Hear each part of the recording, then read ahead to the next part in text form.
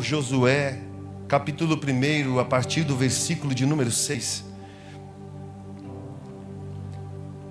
Um texto clássico das Escrituras que fala sobre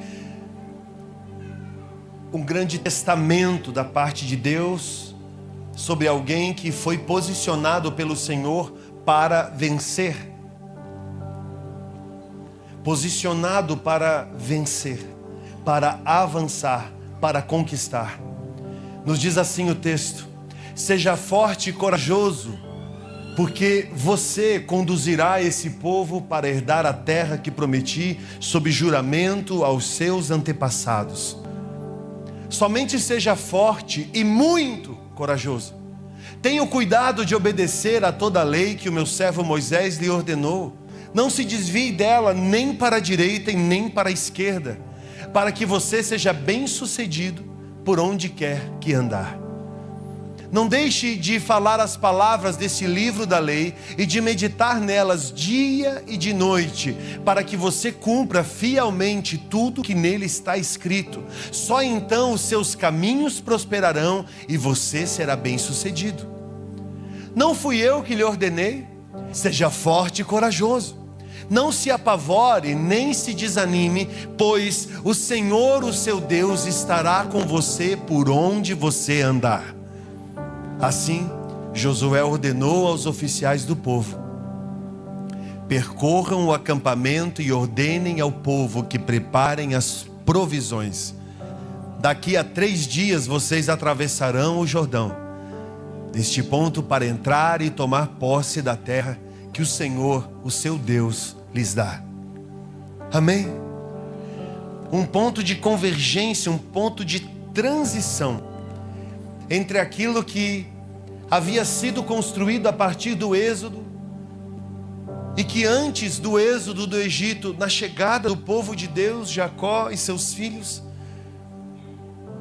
entre 350 e 400 anos antes disso, antes de Jacó, as palavras liberadas a Isaac, as palavras liberadas a Abraão, e a partir daí nós temos uma estrutura de fé, que é desenrolada através dos anos, através de séculos, até chegar nesse momento, aonde houve essa convergência para o impulso, aquela força de tensão, sabe?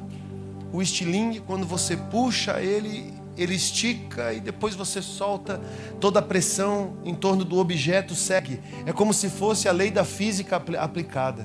O simples cinto de segurança no carro, quando você puxa ele conecta, logo você desconecta, você sente que ele tem um empuxo, porque ele foi tensionado para o avanço. Esse texto de Josué, ele traz toda a expressão de um entendimento sobre pessoas que se dedicaram na vida para viver esse contexto de fé de uma maneira muito próxima, muito íntima, e entender tudo acerca da palavra de Deus como uma visão de reino é compreender os cenários que o Senhor te confia, para que a partir desses cenários haja um movimento, mas sempre haverá no meio do caminho um ponto de tensão. Nesse ponto de tensão é onde você pode recuar ou pode avançar. Você pode permanecer ou simplesmente deixar de permanecer. Irmãos, essa é uma vida com Deus. Não é um simples movimento para com o Senhor. É uma vida que decide caminhar com Deus. E não é só uma estaçãozinha, um momentinho de alguma coisa. É uma vida que decide caminhar com Deus. Essas ordenanças de Deus a Josué, elas dão sequência a muitos pontos, muitas palavras, muitos movimentos que também passaram por outras pessoas. Nós não somos o início de nada e nem o fim de nada. Alguns movimentos nos são confiados a homens de Deus, homens leais, verdadeiros, que estabelecem a vontade do Senhor através de visão, de revelação. Mas o processo em nós, seres humanos, sempre será na obrigação de estabelecer continuidade. Você está me entendendo? Essa continuidade expulsa a ignorância.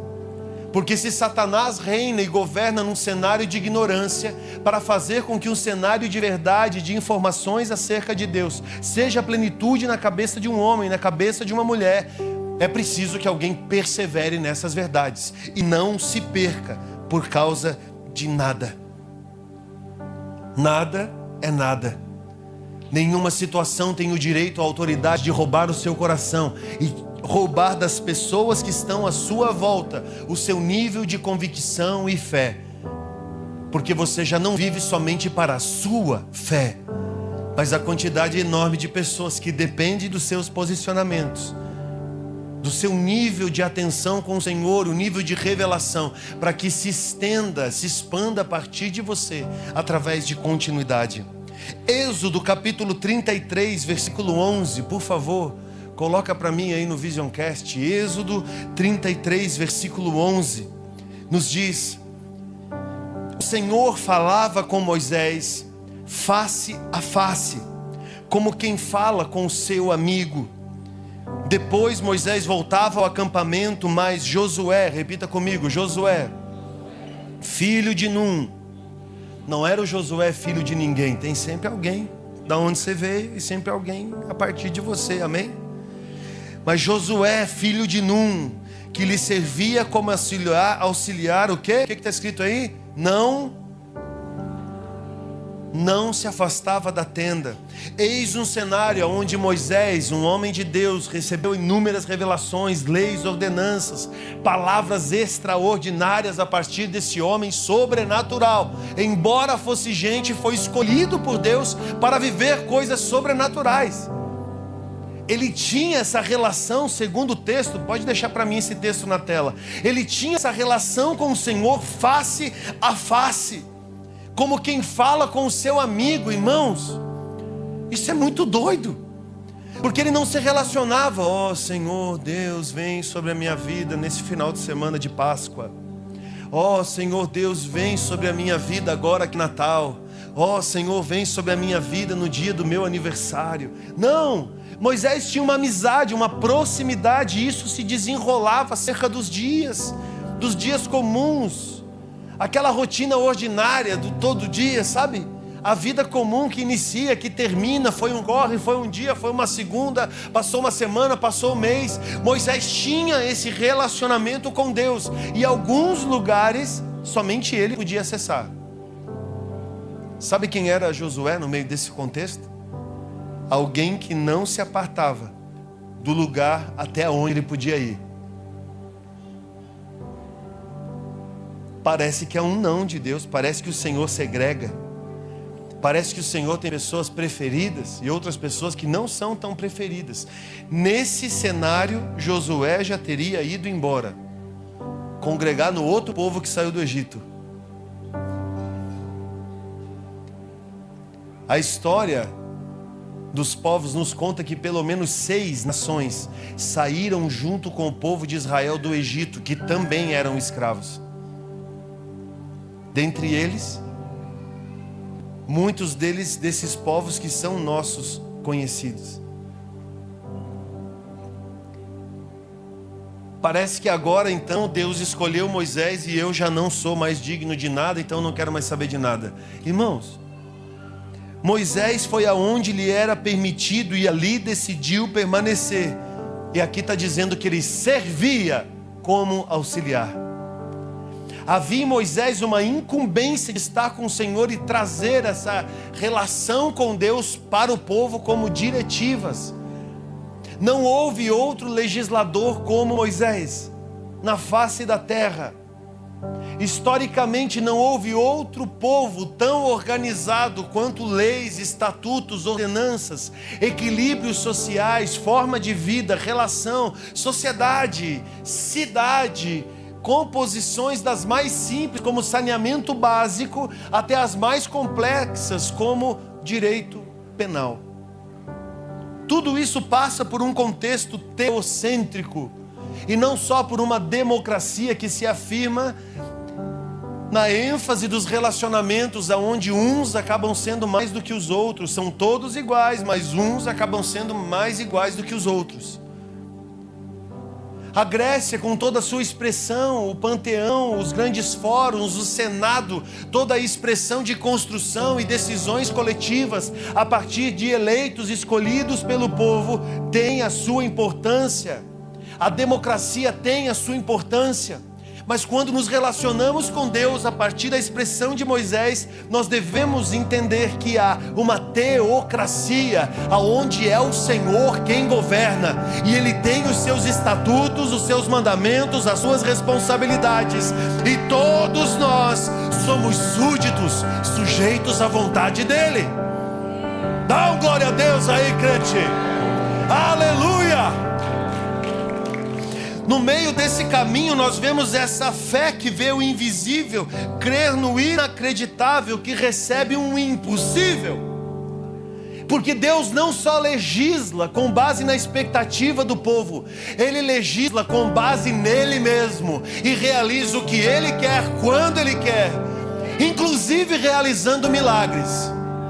E está aí uma coisa que governo nenhum democrático consegue realizar. Nem ditadura, nem democracia, nem de esquerda, nem de direita. Nem os reis da terra conseguem entender isso. Nem pastores ditadores conseguem entender isso. Nem apóstolos ditadores conseguem entender isso. Só quem consegue entender e realizar isso em si mesmo é o Senhor. Porque Ele governa firmado na aliança dele para com o povo, e não na expectativa do povo para com ele. Então é uma agenda que a gente acessa, porque ela já existe. Ela não vai existir, não vai se estabelecer, já nos é disponível. Então, embora pareça invisível, precisamos acessar esse inacreditável, já recebendo o impossível. Você tem alguma questão impossível para resolver na sua vida? Você tem aí? Eu tenho. E, irmão, eu estou careca de saber que é o Senhor quem governa a minha vida. Eu decidi andar careca de saber, e não vou fazer implante para disfarçar que eu não estou careca de saber. Vai ser um testemunho na minha vida, porque eu decidi viver para o Senhor e caminhar, continuando a viver para o Senhor. É dele. Quando a gente canta que é por Ele que a gente vive, é porque a gente vive mesmo. Quando a gente canta que é por Ele, quando a gente expressa isso, salmodiando, declamando a palavra em forma de poesia, em forma de arte, em forma de canção, em forma de teatro, em forma de dança, em forma de música, nós acessamos isso porque decidimos viver nessa dependência, trazendo à nossa memória aquilo que nos traz esperança.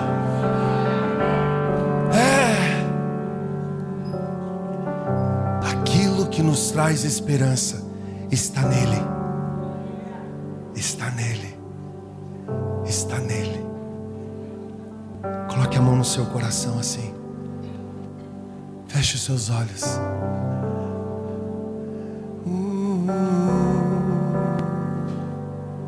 Confiando em nosso Deus. Essa é a hora em que você confia.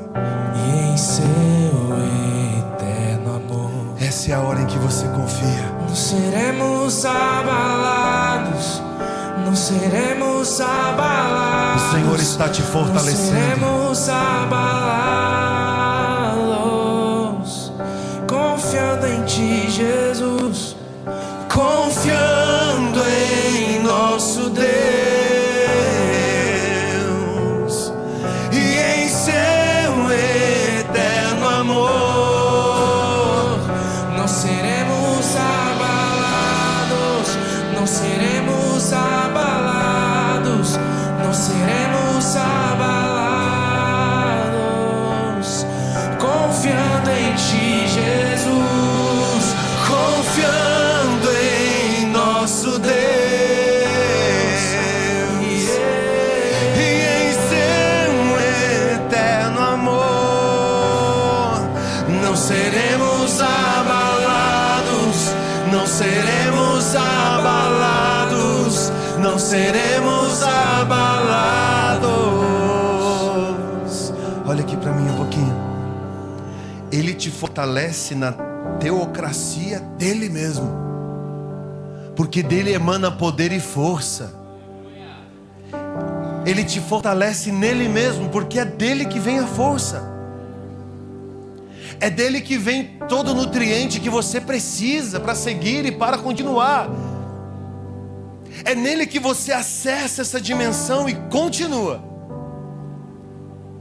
O interessante é que ele provoca uma fome na gente que só ele pode saciar. Ele provoca uma sede na gente que só ele pode saciar. Não tem água da mais simples, aquela do riacho, aquela da torneira, às vezes duvidosa, aquela engarrafada, aquela francesa que é cara. Não tem água que sacie, somente Ele pode saciar. Quando Jesus disse à mulher samaritana: eu te darei de uma água que nem esse poço lhe será mais necessário, é porque você será saciada na sua vida. Aleluia! Essa é a teocracia do Senhor que a gente depende. A fé não é uma crença de que Deus fará o que a gente quer, mas é uma crença que Deus fará o que é certo. Eu não sou moderador do que é certo e errado. Com temor eu tomo decisões todos os dias. Você toma decisões todos os dias. Mas a nossa justiça, segundo as Escrituras, não passa de trapo de imundície.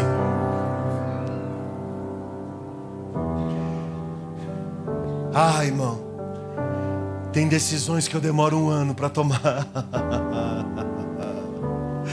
E que demora, irmão. A vontade de apertar o botão e explodir tudo. Deus, não tem mais decisão. Precisa mais decidir nada. A decisão foi o botão. Sabe o ejetar de avião? Quando você vê assim, olha, um caça caiu em manobras e o piloto ejetou. Parece que ejetar mais simples, mais fácil, mais rápido e instantâneo. Mas preste atenção em algo. Quando a urgência da decisão toma a sua vida, compreenda toda a dimensão da ação antes. O nome disso é maturidade. E tem horas que eu evidencio a maturidade nas decisões com a minha casa, com a minha família, cotidiano, ordinário, de todo dia, pensando que cada movimento vão gerar consequências. E aos olhos de muitos talvez sejam consequências ruins, boas, mas a questão é qual é a voz que está governando a decisão. Qual é a voz que está governando a expectativa de uma decisão nessa semana na sua vida? Qual é a voz que está governando a sua movimentação com a sua casa? Qual é a voz que está governando a movimentação da sua família, dos seus negócios? Qual é a voz que está governando a movimentação ao sair aqui desse lugar, entrar no seu carro, pegar uma condução, ir para algum lugar? Alguma voz será presente no que você vai decidir, no que você vai fazer. Então sempre haverá influência nisso. E nós entramos nessa crença do que é certo. E a crença do que é certo só é completa se quem tem a última palavra é o Senhor. Cutuca o irmão que está do seu lado e pergunte para ele: você está entendendo? Pergunta para ele. Aleluia. Você quer ver a expressão do que é certo na Bíblia? Ela chega a ser meio que cruel. Repita assim comigo: a Bíblia não é um conto dos ursinhos carinhosos. Mais uma vez, a Bíblia não é um conto dos ursinhos carinhosos. Se você é novinho e não entendeu quem é o ursinho carinhoso, você vai no YouTube e digita ursinhos carinhosos. Não vou explicar esse conceito. Fica para que você pesquise na sua base teológica e procure aplicar isso num fundamento pastoral surtado. Se a minha Vivi tivesse sentada ali, ela ia dizer: Israel.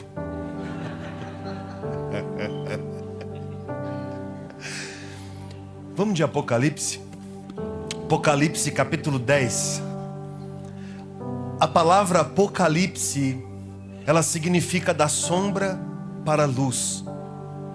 Ela significa iluminação. Numa tradução bem simples, revelação. Quando você pega a Bíblia escrito em inglês, é Revelations. Para a gente ficou o termo grego. Talvez seria melhor, pode colocar para mim Apocalipse capítulo 10, versículo 8, nós vamos até o 11.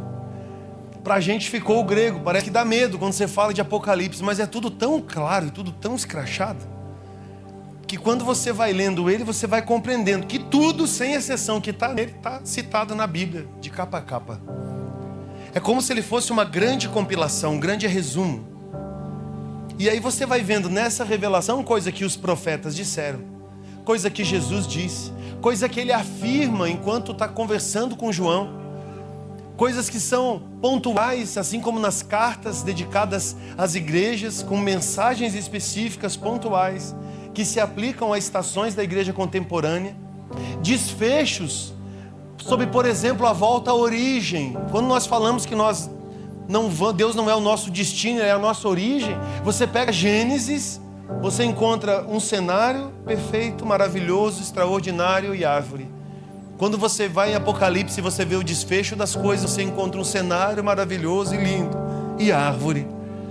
Quando começa a palavra de Deus, ela começa com Deus entre os homens. Lá no meio da Bíblia você percebe que existe Emanuel, Deus conosco.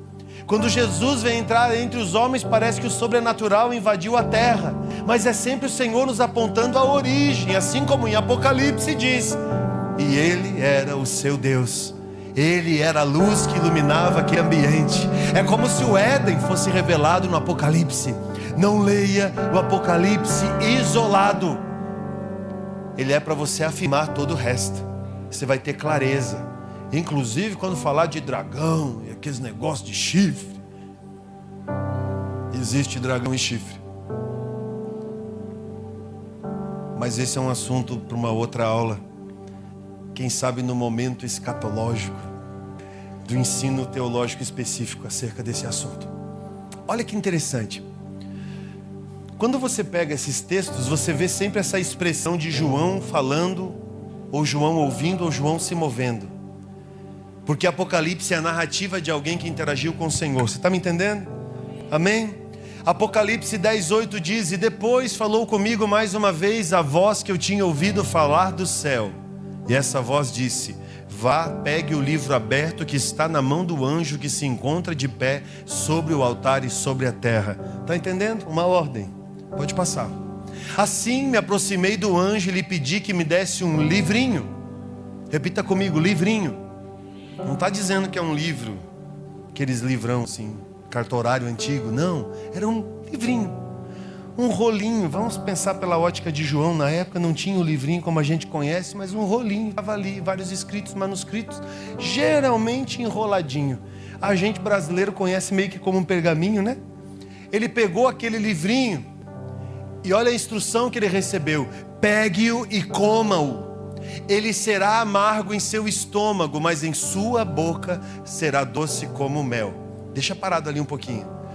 Tudo aquilo que o Senhor te convida para participar, tem parâmetros de percepção que você mesmo vai sentir isso. Tem dias de verdade que eu passo por aflições.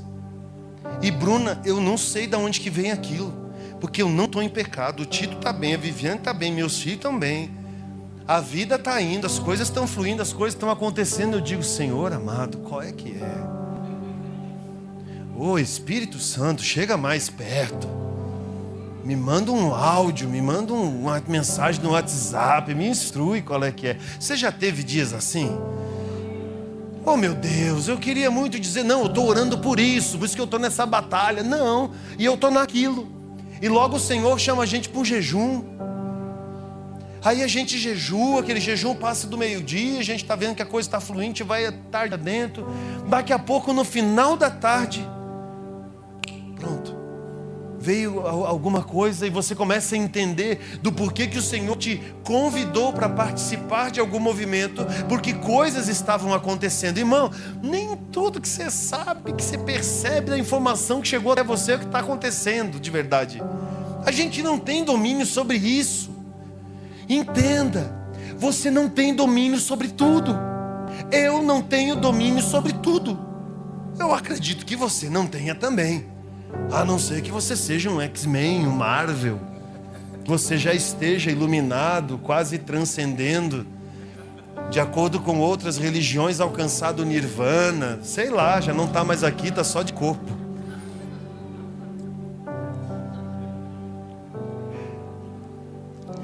Olha o convite. Pegue-o e coma-o. O Senhor está entregando a você uma revelação. Pegue e coma. Ele será amargo no seu estômago, mas em sua boca será doce como mel. Inverte essa sequência. Come. Você já comeu algo que te fez apreciar o sabor inicial? E depois aquele negócio caiu igual um tijolo no teu estômago? Você já comeu? Um negócio que fermentou, sei lá. Você saiu daquele lugar assim querendo morrer. Você disse, esse negócio estava, sei lá, tinha uma bactéria aí no meio aí. Você já foi dormir conversando com a comida alguma vez? Você já foi. Mas a primeira impressão, esse salpicão tá uma delícia. Quem foi que fez essa maionese? Ela tá perfeita. Esse sushi, nossa, meu sonho era comer. Quando de repente algumas coisas sinalizam. Irmão, você quer qualquer coisa, você toma qualquer remédio que você não gosta, você faz o que você tem que fazer para resolver aquilo dentro de você. Primeira impressão, segunda impressão, pode passar. Peguei o livrinho da mão do anjo e o comi. Ele obedeceu uma ordem. Ele me pareceu doce como mel em minha boca. Nenhuma novidade, mas ao comê-lo, senti que o meu estômago ficou amargo. Essa expressão de acesso talvez seja aquilo que o Senhor te propõe como movimento. Mas nada que o Senhor nos propõe como movimento não nos coloca de uma responsabilidade de que talvez no seu ventre, aquilo que você acessou como uma expressão de fé inicial não carecerá de mais esforço para ser digerido. Lembra que eu falei sobre a justiça de Deus? E que a justiça de Deus, ela transcende a nossa justiça. Eu falei da teocracia de Deus e que o certo está afirmado nele. Essa palavra nos traz a esse lugar sob a revelação do Senhor, que num primeiro momento a gente dá glória a Deus, a gente exalta o Senhor. Eu vou passar por tempestades, por situações, por dificuldades, mas isso entra como esperança. Tão logo você precisa entrar na prática. Na hora de entrar na prática é onde a sua fé será exercitada. Existe um caminho sequencial a tudo que o Senhor tem para a sua vida. Permanecer e continuar é viver as etapas e os processos sem orar para que seja abreviada. E quando orar para que seja abreviada, terminar essa oração com coragem dizendo: contudo, seja feita a tua vontade. Quem aqui está disposto a salvar a família inteira, mas a inteira mesmo? Não é só aquela tia, não é só aquele tio, a sua mãe, o seu pai. É a família inteira, é vó, é vô, é tio, é cunhado, é primo, é amigo. Todo mundo.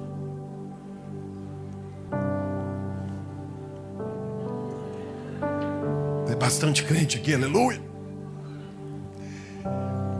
Aí você entende o que significa pagar um preço. Porque você vai acessar guerras e batalhas que não tem a ver só com você. Ou você continua no mundinho seu, segue, ou você entra de verdade de cabeça nisso, porque entende que vai além de você. Quando lemos o texto acerca de Moisés, nós entendemos em Êxodo 33 aquilo que é afirmado em Josué 1, porque algumas coisas conduziram Josué à permanência, de estar incansavelmente, permanentemente no lugar de acesso aonde não podia adentrar, porque dentro de si sabiam que existiam coisas da parte de Deus que se cumpririam na sua vida acerca de futuro. Então, se você não quiser ser usado por Deus, tudo bem. Agora, se você quiser ser usado por Deus, basta permanecer até onde você foi conduzido, que tão logo a palavra será revelada a seu respeito. E a palavra é: seja forte e corajoso, porque você conduzirá um povo, e este povo irá herdar uma terra da qual eu, o Senhor, prometi. Se você permanece, você afeta o futuro dos seus. Aplauda o nome do Senhor. Se você permanece, você afeta o futuro dos seus. Se você ouve e encarna a mensagem, você permanece. Ao permanecer, força e coragem não te faltarão. O Senhor diz: seja. O Senhor diz: seja, porque é você quem vai conduzir. Familiares vão começar a te procurar e dizer: e aí, como é que é essa vida de crente? Você vai dizer: não sei, eu só vou lá no domingo que...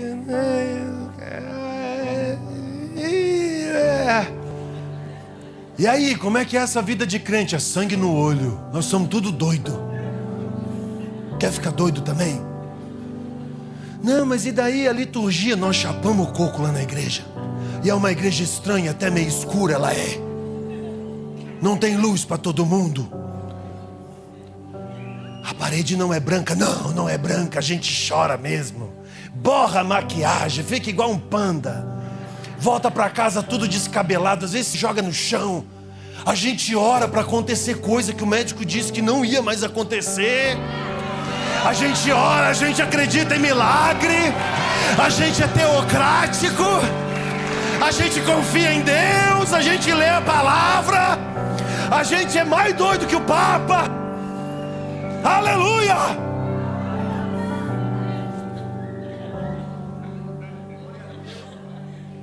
Eu não sei se vai assustar os parentes de uma vez ou vai convertê-los de uma vez, mas é melhor ser intenso numa fé convicta, que não é ignorante. É o reinado do diabo que é ignorância. O reinado de Deus é revelação. O reinado de Deus é palavra, é revelação, é palavra, é aquilo que vem do alto. É Cristo em nós, a esperança da glória. Nós cremos na presença, na autoridade do Espírito Santo, no movimento do alto. Ele me libertou. Eu fui livre das drogas. Ele me libertou. Eu fui livre das drogas. Ele me libertou. Eu fui livre da prostituição. Ele me libertou. Ele me libertou. Jesus me libertou. Espírito Santo de Deus, vem, Edu, vem. Ele nos libertou. Teu amor é tão mais doce. Ele me libertou, irmão. Tudo que eu já provei.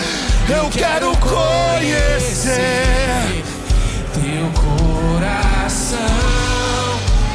Traga-me pra mais perto, leva-me mais profundo. Eu quero conhecer o teu coração. O teu amor é tão mais doce do que tudo que já provei. Eu quero conhecer. Levante suas mãos, cante.